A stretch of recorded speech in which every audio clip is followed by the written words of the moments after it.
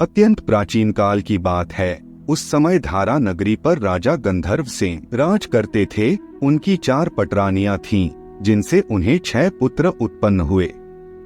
गंधर्व सेन की मृत्यु के पश्चात उनके सबसे बड़े पुत्र को विधिवत प्रथानुसार धारा नगरी का राजा बनाया गया, किंतु वह राजकार्यों में अयोग्य सिद्ध हुआ। उसकी इस अयोग्यता के कारण प्रजा में असंतोष पनपने लगा।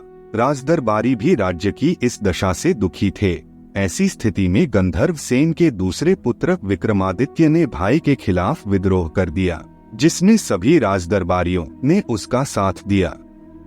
इसके बाद विक्रमादित्य को धारा नगरी का राजपाट मिला और उस अयोग्य राजा को अयोग्यता के कारण मृत्युदंड। विक्रमादित्य बहुत ही धर्मपरायण, सद्विचारी तथा न्यायशील राजा सिद्ध हुआ। उसकी इन्हीं योग्यताओं के कारण ही उसका यश चहुं ओर फैल गया। खास तौर पर उसका न्याय तो बहुत ही सटीक होता था। उन्हीं दिनों धारा नगरी में एक ब्राह्मण भी रहता था। उसने अपनी कठोर तपस्या के फलस्वरूप देवी को प्रसन्न कर वरदान में अमरत्व का फल प्राप्त कर लिया था। उस फल को प्राप्त कर वह ब्राह्मण फूला नहीं समाया। जब वह उस फल को लेकर अपनी पत्नी के पास गया और उसे सब कुछ बताया, तो उसकी पत्नी ने कहा, स्वामी, भले ही देवी ने कृपा कर यह अमरत्व का फल हमें दिया हो, किंतु इस फल के वास्तविक अधिकारी तो इस नगरी के राजा हैं। हमें यह फल उन्हीं को दे देना चाहिए, ताकि वे अमरता को प्राप्त हों और सदा प्रजा की सेवा करते रहें। ब्राह्मण को अपनी पत्नी का विचार उत्तम लगा और उसने वह फल राजदरबार में जाकर राजा को दे दिया। राजा ने वह फल स्वीकार कर लिया और उचित दान दक्षिणा देकर ब्राह्मण को वहां से विदा किया। विक्रमादित्य ने उस अमरत्व फल को ले तो लिया, किंतु उसकी दृष्टि में स्वयं को अमर करना कोई अर्थ नहीं रखता था। अतः उसने वह फल अपनी सर्वाधिक प्रिय रानी को दे दिया, ताकि वह सदा यौवन से परिपूर्ण रहे। जिस प्रकार ब्राह्मण व राजा ने फल को स्वयं न खाने का मन बनाया था, उसी प्रकार रानी ने भी फल स्वयं न खाने का विचार किया। वह रानी दरबार के एक प्रमुख मंत्री पर आसक्त थी। उसने फल उस मंत्री को दे दिया। मंत्री ने भी फल स्वयं न खाकर अपनी एक चहेती वेश्या को दे दिया। परंतु वेश्या भी उस फल के लोभ में नहीं पड़ी। उसने राजा विक्रमादित्य को ही उस फल के योग्य समझा और फल राजा को जाकर सौंप दिया।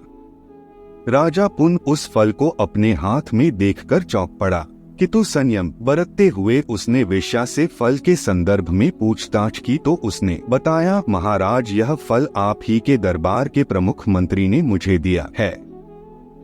यह सुनकर राजा आश्चर्यचकित रह गया। वेश्या की इस बात से स्पष्ट था कि रानी उसके साथ बेवफाई कर रही है। राजा ने वेश्या को उस फल के बदले उचित धन देकर महल से वापस भेजा। फिर विक्रमादित्य तुरंत अपनी रानी के पास गया और उससे पूछा, प्रिय, मैंने तुम्हें अमरत्व फल दिया था, क्या तुमने उसे खा लिया था? हाँ महाराज, उसी दिन खा लिया था।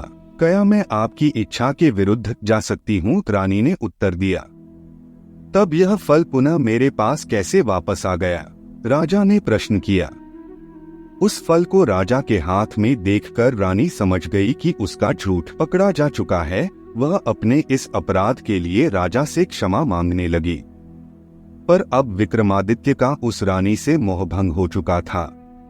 उसने रानी को तो कोई दंड नहीं दिया, किंतु स्वयं राजपाट, यशैश्वर्य, मोहमाया आदि सब कुछ छोड़कर वन में जाकर सन्यासी जीवन व्यतीत करने लगा। विक्रमादित्य के वन प्रस्थान के बाद धारा नगरी की दुर्दशा हो गई। रानी भी अपने किए पर अत्यधिक लज्जित थी, अतः उसने अपना शरीर त्याग दिया। धारा नगरी की यह दशा देवराज इंद्र से देखी न गई। उन्होंने विक्रमादित्य का अनुपस्थिति में एक देवदूत धारा नगरी की देखरेख के लिए नियुक्त कर दिया। उधर विक्रमादित्य भी वर्षों तक वन में तपस्या करता रहा। तपस्या करते करते एक दिन उसे अपनी धारा नगरी का विचार आया। सोचा, क्यों न अपने राज्य की खैर खबर ली जाए।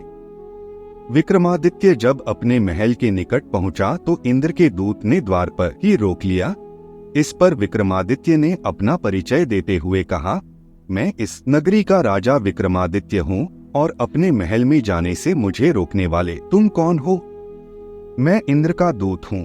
उन्होंने मुझे इस महल की रक्षा के लिए यहाँ नियुक्त किया है। अगर तुम वास्तव में विक्रमादित्य हो तो मुझसे युद्ध करो, तब स्वतः ही तुम्हारी वास्तविकता का पता चल जाएगा। विक्रमादित्य योद्धा तो था ही, आठ युद्ध प्रस्ताव को स्वीकार कर लिया और दूत से लड़ने लगा। कुछ ही देर में विक्रमादित्य ने उसे पराजित कर दिया। अब तो मानते हो कि मैं ही इस नगरी का राजा हूँ, विक्रमादित्य ने कहा। जी महाराज, मुझे पूर्ण विश्वास है कि आप ही विक्रमादित्य हैं, पर महाराज मैं आपको कुछ बताना चाहता हूँ। ध्यान से सुनो, देवदूत ने उत्तर दिया और विक्रमादित्य को एक कथा सुनाने लगा। प्राचीन काल में चंद्रभान नामक एक राजा हुआ करता था।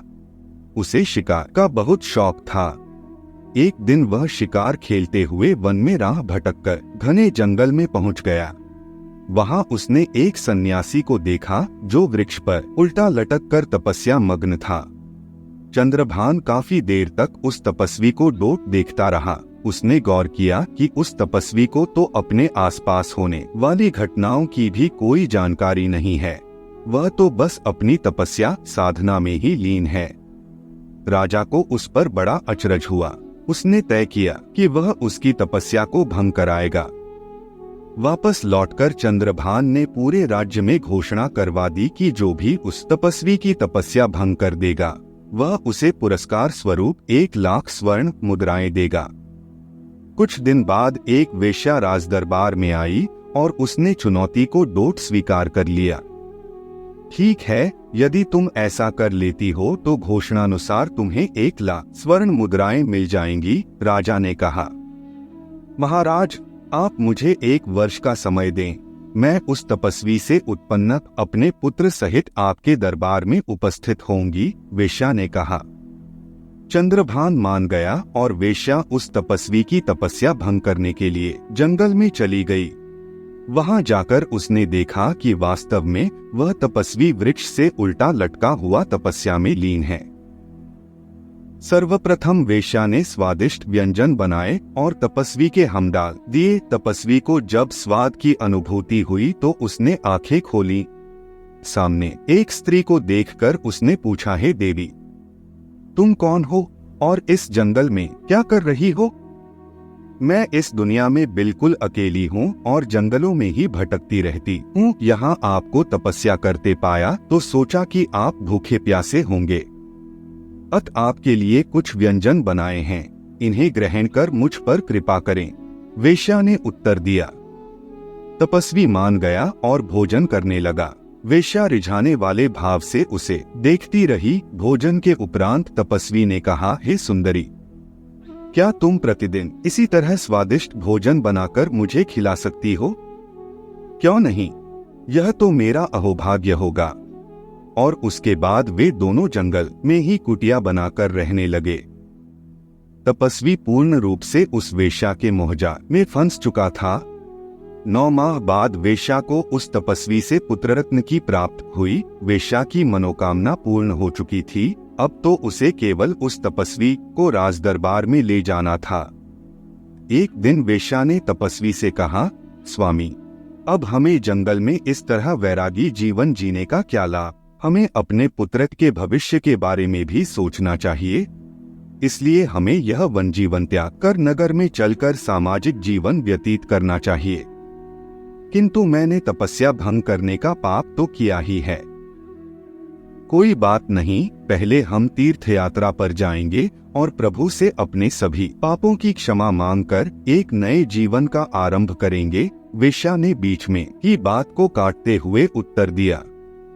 तपस्वी पूर्ण रूप से वेश्या पर आसक्त हो चुका था, अत बात मानकर उसके साथ चल दिया। जब वे महल के सामने पहुंचे तो वेश्या ने तपस्वी से राजा से मिलने का अनुरोध किया, जिसे तपस्वी ने सहर्ष स्वीकार कर लिया। राजदरबार में पहुंचकर वेश्या ने राजा चंद्रभान से कहा, महाराज, मैंने अपना वचन पूरा कर दिखाया।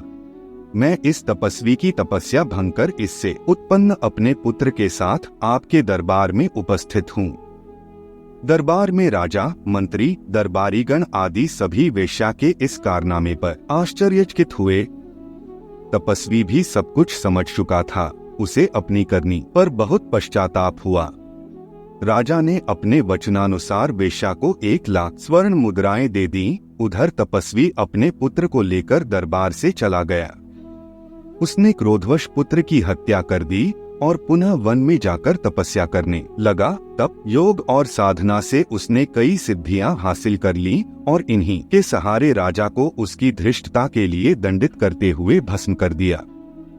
बाद में वेश्या को भी अपने किए पर ग्लानि हुई और उसने भी मृत्यु को गले लगा लिया। उधर तपस्वी ने भी शरीर त्याग किया। सभी मर गए किंतु उनकी शत्रुता समाप्त नहीं हुई। उन्होंने पुनः जन्म लिया। इस प्रकार कथा को आगे बढ़ाते हुए देवदूत ने विक्रमादित्य से कहा, राजन, वह वेश्या इस जन्म में तुम्हारी पत्नी बनी और उसे पुनः उसके कर्मों का फल मिल गया। उस बच्चे को पुनः योगी ने मार दिया। राजा चंद्रभान भी अगले जन्म में उसी का शिकार हुआ और वह तपस्वी अब भी तपस्या भंग करने की ग्लानि से मुक्त नहीं हुआ है और बेताल बनकर अब तक वृक्ष पर उल्टा लटका हुआ है। हे राजन, मेरी कथा यहीं समाप्त हुई कि तुम्हारा जन्म प्रजा की सेवा के लिए हुआ है।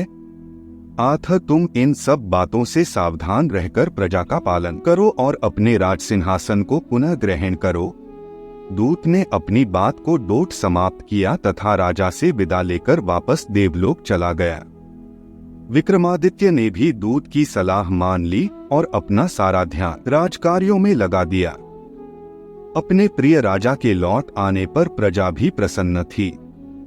एक दिन विक्रमादित्य जब राजमहल में बैठा राजकार्यों से संबंधित विषयों पर दरबारियों से सलाह मशविरा कर रहा था कि अचानक एक साधु दरबार में आया और उन्हें एक फल सौंपकर चला गया। विक्रमादित्य काफी आश्चर्यचकित हुआ। उसने वह फल मंत्री को दे दिया और उसे संभाल कर रखने का आदेश दिया। अगले दिन पुनः वह साधु आया और फिर से एक फल राजा को देकर चला गया। इस तरह यह सिलसिला लगातार चलता रहा। वह साधु प्रतिदिन राजा को एक फल सौंपकर चला जाता। एक दिन विक्रमादित्य वन में शिकार खेलने गया। वह साधु उसे वन में भी मिल गया और वहां भी उसने राजा को एक फल भेंट किया। राजा ने वह फल तो ले लिया किंतु वृक्ष पर बैठे एक वानर की दृष्टि उस पर पड़ गई और वह एक झपटूटे में ही राजा के हाथ से फल छीन कर ले भागा। वह वानर भी उस फल को संभाल न सका और फल उसके हाथ से छूटकर नीचे जमीन पर गिरकर टूट गया। फल के टूटने से उसके अंदर पड़ी हुई मणि बाहर आ गई। राजा ने जब वह मणि देखी तो वह अचरज में पड़ गया। हे महात्मन, आप कौन हैं और प्रतिदिन मुझे यह फल क्यों दे रहे हैं? और वह मणि? राजा ने आश्चर्य से उस साधु से पूछा। महाराज, मेरा नाम शांतशील है और मैं इस वन में तपस्या करता हूँ। मैंने शास्त्रों में पढ़ा है कि राजा, ज्योतिष तथा वैद्य जब भी मिले तो उन्हें उपहार स्वरूप कुछ न कुछ अवश्य भेंट करना चाहिए। आप इस नगरी के राजा हैं। आत्म में कि यह फल भेंट में देता था और मेरे द्वारा भेंट किए गए सभी फलों में मणि है। विक्रमादित्य ने महल में पहुंचकर उन सभी फलों को मंगवाया और उन्हें काटकर देखा तो सभी के अंदर अनमोल मणियां निकली। उसे साधु की बात याद हो आई कि राजा, ज्योतिष और वैद्य को मिलने पर हमेशा उपहार देना चाहिए। उसने सोचा कि कोई साधु तो तभी किसी से मिलता है जब उसे कोई कार्य पड़ता है, अर्थात उस साधु को भी निश्चय ही मुझसे कोई कार्य होगा। अगले दिन जब पुनः वह साधु महल में आया और उसने राजा को फल भेंट किया तो राजा ने पूछा, शांतशील, यह तो तय है कि तुम्हें निश्चय ही मुझसे कोई कार्य है, तभी तो तुम यह अनमोल उपहार मुझे देते हो। निसंकोच कहो, तुम्हारी क्या समस्या है? यदि संभव हुआ तो मैं अवश्य तुम्हारी समस्या का निराकरण करूंगा। जी हाँ महाराज, आपने बिल्कुल सही समझा। वास्तव में अष्टसिद्धि प्राप्त हेतु गोदावरी नदी के किनारे में तप साधना कर रहा हूँ। कृपया आप वहाँ आएं, मैं तभी आपको अपनी समस्या से अवगत कराऊंगा। साधु ने उत्तर दिया। ठीक है, कल प्रातः ही मैं वहाँ आता हूँ, विक्रमादित्य ने उत्तर दिया। विक्रमादित्य के उत्तर से संतुष्ट होकर साधु वापस चला गया। अगले दिन प्रातः विक्रमादित्य साधु से मिलने गोदावरी के तट पर गया। साधु ने विक्रमादित्य को पूरा मान सम्मान दिया। मैं अपने वादे के मुताबिक यहाँ आ गया हूँ, अब बताओ तुम्हें क्या कष्ट है? विक्रमादित्य ने उस साधु से पूछा।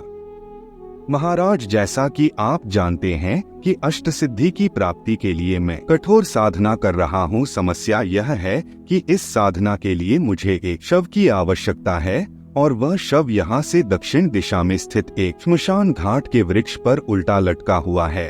उसे आप ही मेरे लिए ला सकते हैं? साधु ने कहा। बस इतनी सी बात है, आज ही तुम्हें वह शव मिल जाएगा। इतना कहकर विक्रमादित्य शव की तलाश में निकल गया। श्मशान घाट पहुंचते पहुंचते रात हो गई। रात के घने अंधेरे ने वातावरण को और भी भयानक बना दिया। विक्रमादित्य निडरता से उस वृक्ष को तलाश करने लगा। अंततः विक्रमादित्य की तलाश पूर्ण हुई। उसे एक सूखे वृक्ष पर उल्टा लटका हुआ वह शव मिल ही गया। विक्रमादित्य जैसे ही उस शव को वृक्ष से उतारने के लिए उसके निकट पहुंचा तो वातावरण में भयानक आवाजें गूंज उठीं, पर साहसी विक्रमादित्य इन सब से कहाँ डरने वाला था। उसने जैसे ही उस शव को पकड़ने की कोशिश की, वह जोरदार अट्टहास के साथ नीचे जमीन पर आ गिरा और जब उसे उठाने लगे तो वह उड़कर वापस वृक्ष पर जा बैठा। इस बार विक्रमादित्य ने समझदारी से काम लिया। उसे ज्ञात हो गया कि वह जैसे ही वृक्ष पर शव को उतारने के लिए चढ़ेगा, शव नीचे आ गिरेगा। अतः वह पूर्ण तैयारी के साथ वृक्ष पर चढ़ा। जैसे ही शव नीचे गिरा, उसने उसके ऊपर छलांग लगा दी और शव को अपने वश में कर लिया। फिर शव को कंधे पर लादकर साधु के पास वापस चल दिया। चलते चलते यूं ही राजा के मन में विचार आया और उसने शव से पूछा, तुम कौन हो और वृक्ष पर क्यों लटके रहते हो? मैं बेताल हूँ और यह वृक्ष ही मेरा घर है, पर तुम कौन हो और मुझे कहाँ ले जा रहे हो? मैं धारा नगरी का राजा चिक्रमादित्य हूँ और तुम्हें एक साधु के आश्रम में उसकी साधना पूर्ति के लिए ले जा रहा हूँ।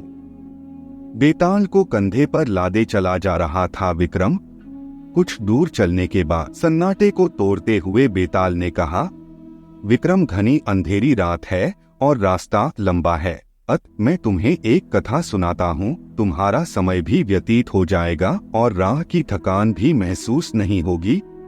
पर ध्यान रहे, तुमने सिर्फ कथा सुननी है, कुछ बोलना नहीं है।